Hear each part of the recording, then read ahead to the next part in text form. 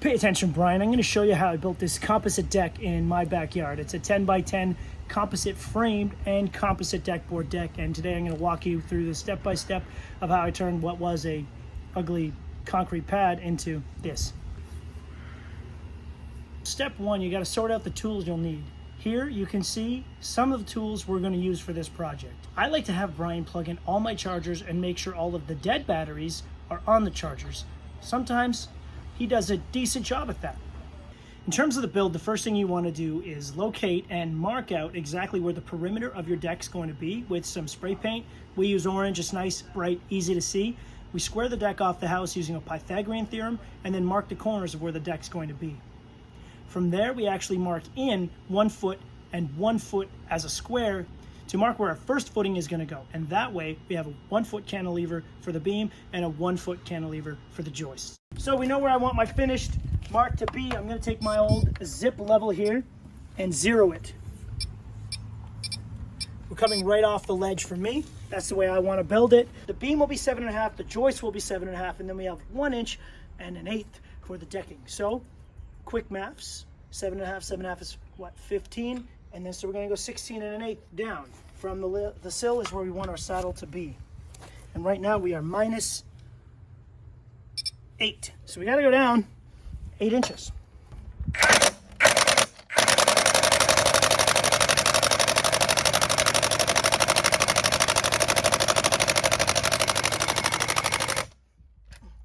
The beauty is we only have to get it close. As long as it's slightly below where we need, because the saddles have the ability to get lost, but also have the ability to adjust. So if we go lower than 16 and 1/8, which I'd like to do. So right now we are about 7/8 of an inch away from our happy place. Really doesn't take much. Now we got a nice deep, and the bit actually creates a bit of a pocket, which is pretty cool. So we got 17 1/4. We turn this nut in order to adjust it. The further down the nut goes, the higher up the saddle goes. There you have it, 16 and 1/8, baby. So we're gonna take this, we're gonna zero it right here.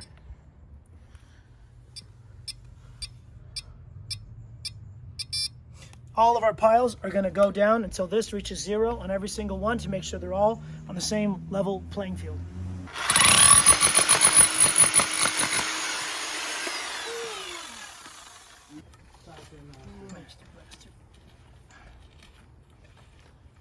Give it the first few turns by hand, then we're going to send her home like a slender bone.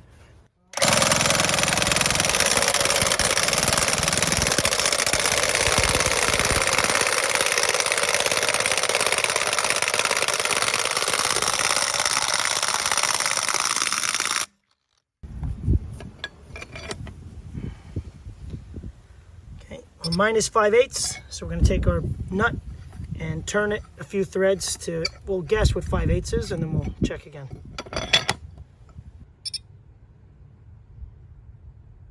Beautiful. So we're going to laminate the Owens Corning lumber 2x8s into a 4x8 beam, and we're going to put 4 3¼ inch galvanized ring shank nails every 16 inches.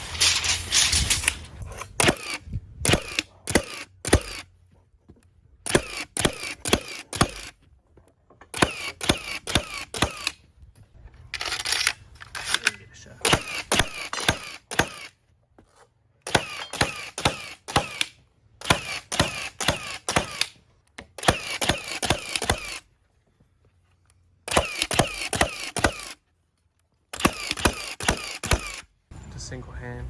A nice smooth. Ooh, heavy beam. Yeah, she ain't light. I picked up a 20-footer the other day. And it was like a level, like a real level. Either in the garage, in the truck. Yeah.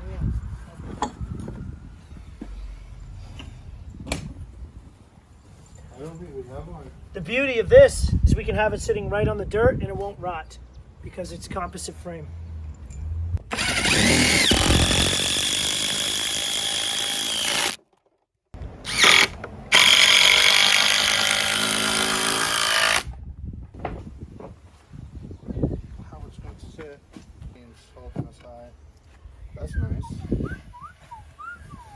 The boys' math checked out. Yeah, baby. So Owens Corning lumber, we can use a 3-inch framing screw, but they recommend we use joist hangers, whether it's Simpson Strong Tie or any other code-approved hangers with the proper fasteners in order to back it all up. So we're putting everything together with a framing gun, and then we're using fasteners and hangers after that. All right, so we're gonna mark these at 24 inches on center. Because we're using Owens Corning Weardeck, we can do that in this case. Gives us a great advantage. Less fasteners, less time, less lumber. Means less money, less labor. Simple math. We want to keep the joist square to our rim. So I'm just going to take this little extra step to mark each one so we can ride our joist up against the line. All right, so we're doing our 2-foot OC. As you see, you know me. We're going to run our line that will keep our joist nice and square. I'm going to tack this in with 2 nails for now. And we're going to put joist hangers and SDS screws afterwards.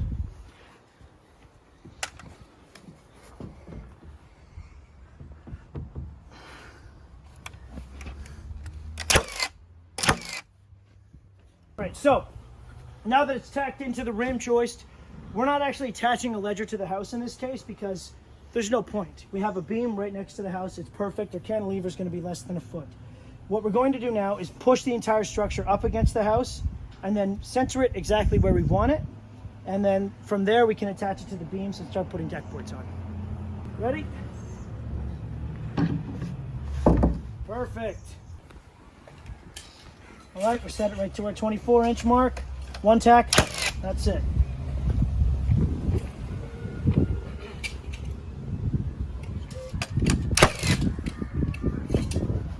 Quick math in your head. 2, 4, 6, 3.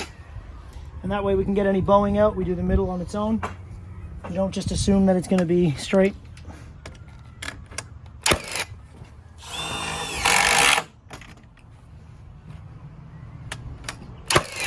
We're going to go ahead and add a corner bracket on each one and a joist hanger for every connection. We're going to use these SDS structural hanger screws.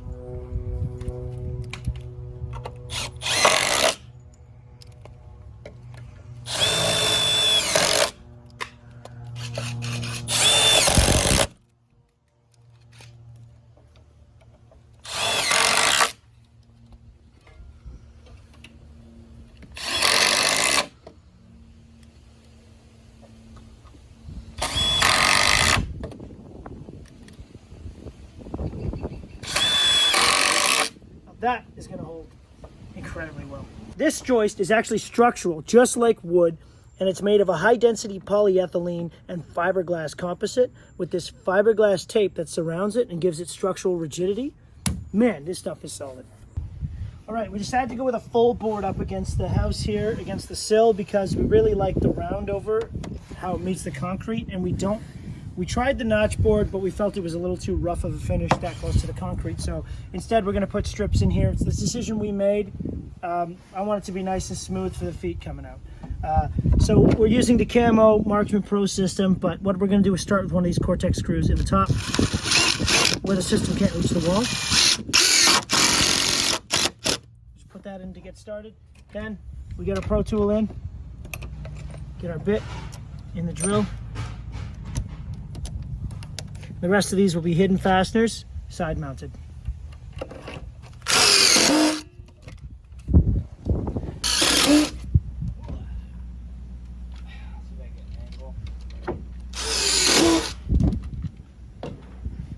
Like, look at this, 2 foot on center, as solid as any other product at 16. Look at that. What's the total weight we got on here right now? I'm 500 pounds Like per square inch. Dance floor. I was not expecting it to be that solid at 2 foot OC. I could do the gritty on this.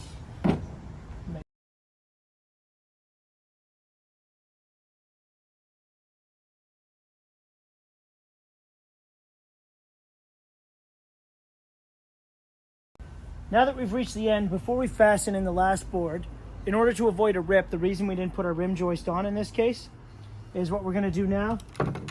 Put our spacers in, mark our board here. Do the same thing at the other end.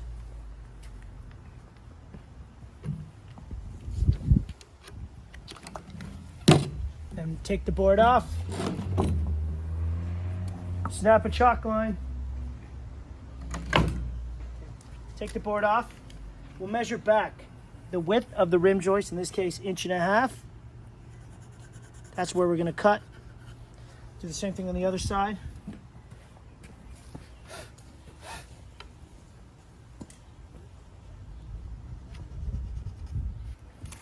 we'll snap a chalk line.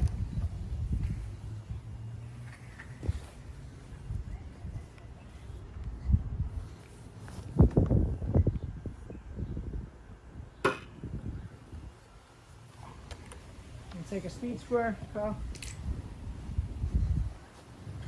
Boy.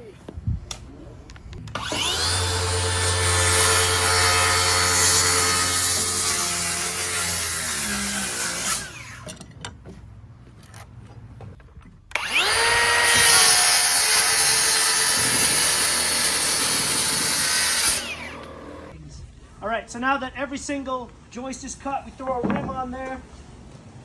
Like a trim arm here. Are you flush with your outside? Don't be hurried. All right, tack these suckers in. 2 in each for now, and then we'll come back, joist hangers on after. Okay, up. Up. What we're gonna do is steer it now to make sure that any of the inconsistencies taken care of. That's it.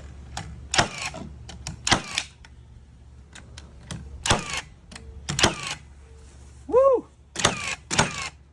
Sitting pretty. Yeah.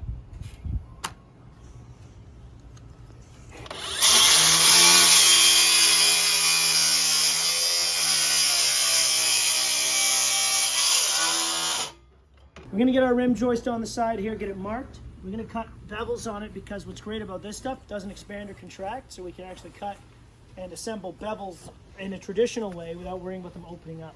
See, another beauty is with this stuff, Yeah, tight to the brick. we can do the designs we like because we have no concerns about the frame rotting out from moisture being trapped in between the decking and the fascia board. Now let's go give this a cut.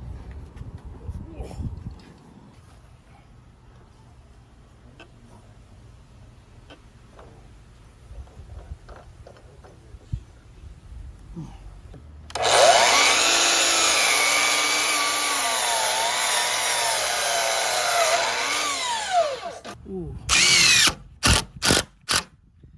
Beautiful. A couple of love taps with the old hammer drill. And we'll drive in the second one.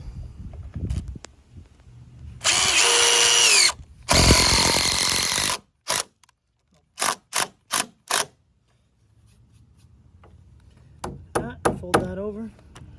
The old battery drill.